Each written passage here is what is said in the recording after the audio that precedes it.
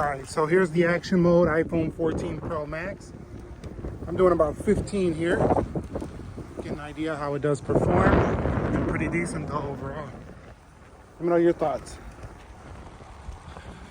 So what is up, guys? Nick here, helping you to master your technology. Welcome to my iPhone 14 Pro Max honest review after 2 weeks. Now, if you notice, I haven't really done a full review on this for quite some time, and that's because I wanted to give myself some time to use it before I tell you my honest take on this device. Now, I'm not going to go over every single thing in this video. You know, you already know the new things: the dynamic island, the bigger cameras, the space black, the deep purple, crash detection. You guys know those main features. So my goal of this is to tell you my honest thoughts on the entire device, not really give you another spec rundown or a boring iPhone review where you could just go read the specs yourself. So let's begin by talking about the build and the design. Now, I got to tell you that I've been drawn to this stainless steel style for quite some time. I really loved the iPhone 13 Pro Max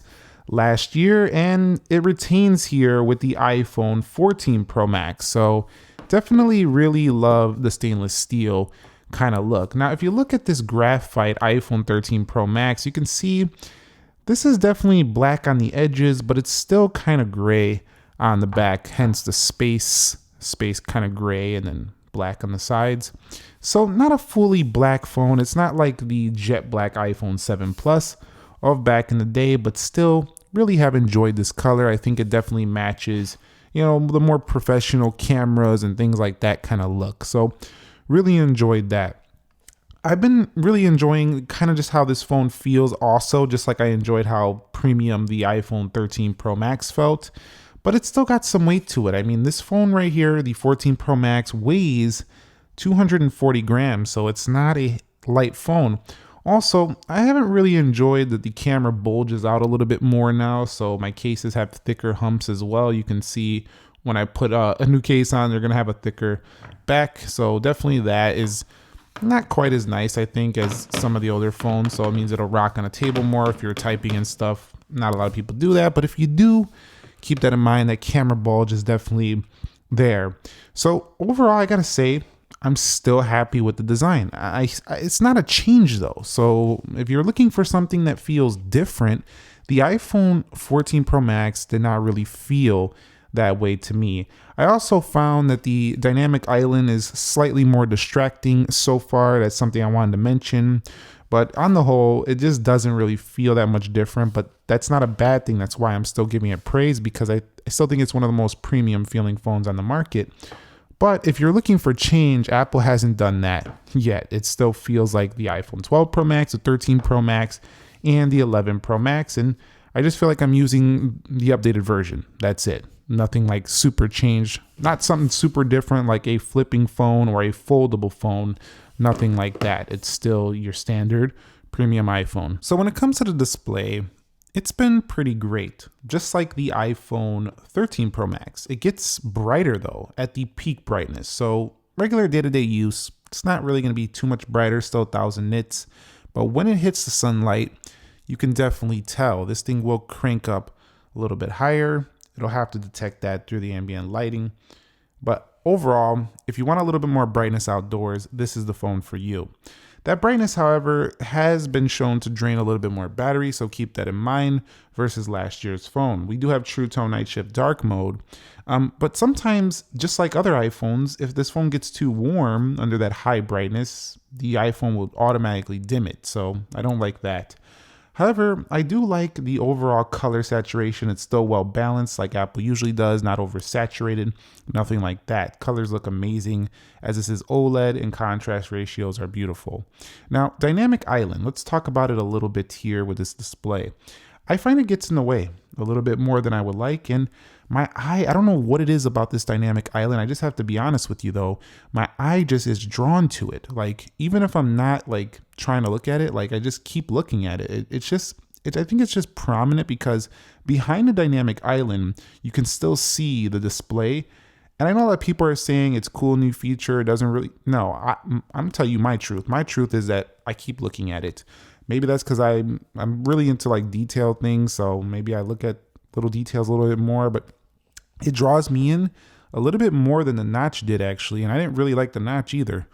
But the notch kind of is just at the top of the display. You kind of can forget about it. This one, you can see the screen behind it. You see that flower going through it. So I'm not a major fan of this either. So, you know, I'm not trying to sound like I'm complaining every time. It's just, I'm more of an all screen kind of guy. Let me go ahead and play this song really quickly here. And you'll see this is kind of where you're going to see, I'm not actually going to play it, but this is kind of where you'll notice that the dynamic island is definitely more useful in music and stuff. You can be hopping between applications and you'll still be able to change tracks and stuff like that. So it does have its uses, but it's not going to be anything, you know, groundbreakingly different. Like, yeah, you can go ahead and see whatever you're doing with a timer, for example, like up there, or when you connect the AirPods, it'll show the AirPods. When you start charging, it'll show the charging.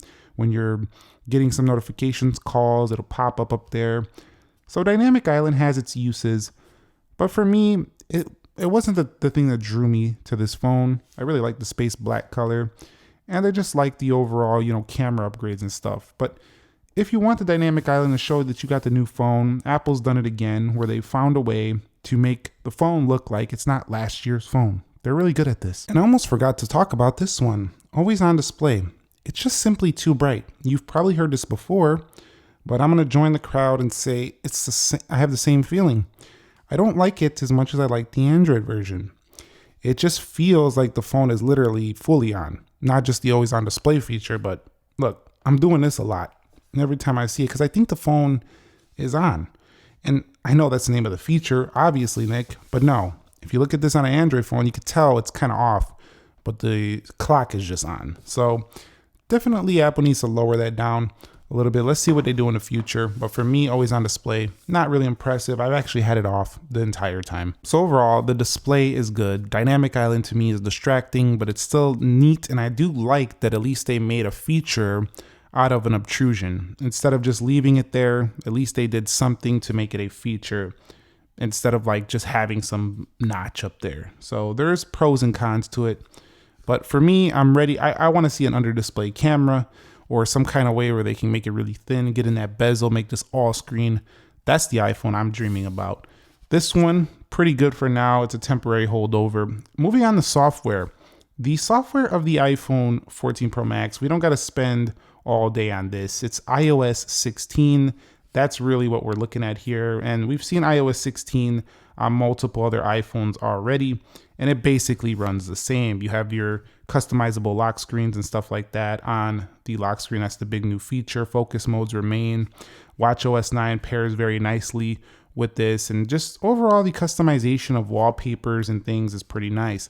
Also with the 14 Pros, you get your special wallpapers, which Apple removed from the other iPhones. I don't know why they did that. They removed their stock wallpapers. So that's pretty nice here. You can finally see your battery percentage again. Not like you couldn't see it before, but Apple finally brought it back.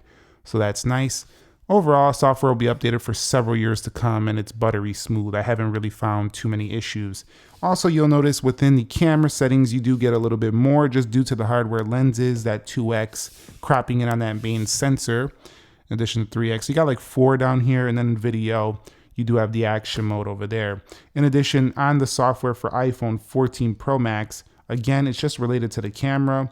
If we scroll down to the camera, when you go over here to formats, you do have the Apple ProRes or ProRAW and ProRes resolution right there. ProRAW resolution up to 48 megapixels. But for the most part, you're going to be shooting at the 12 megapixel, you know.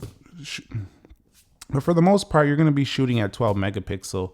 So 48 megapixel just takes up a lot of space, and it's kind of pointless, honestly, unless you're going to be blowing up, you know, pictures and stuff like that. Software, performance, A16, how does that go? Well, you've seen on my speed test, it performs just like the A15. Most people aren't seeing a major difference. Yes, Geekbench is showing bigger scores, as always, and down the line, as always, the newer chip should get a little bit more software support, should be a little bit smoother when you're 4 or 5 years down the line, but a lot of people don't keep their iPhones that long. Still rocking at 6 gigabytes of RAM though. And honestly, I would have liked to see an 8. I want to see some more spec upgrades if we're going to pay another $1,000 plus for this iPhone 14 Pro Max. But overall performance, software, buttery smooth, fast, no glitches, no lags, animations are butter. It just performs like a boss. Best performing phone I probably ever used. It's up there with the iPhone 13 Pro Max. So the cameras. Now, again, we talked about that 48 megapixel Pro RAW res. Yeah, this does have better cinematic video. The cameras are thicker, and you do have the ability to shoot a little bit better on the front-facing camera, giving you a autofocus within video. So there is some upgrades here that is pretty neat for this phone. I also find that the focusing, due to that higher sensor, sometimes I have to like focus it a little bit more than I used to have to on the older iPhones. So that could be because it has more depth of field. So it reminds me a little bit of like S22 Ultra when you're going ahead and trying to focus in on things.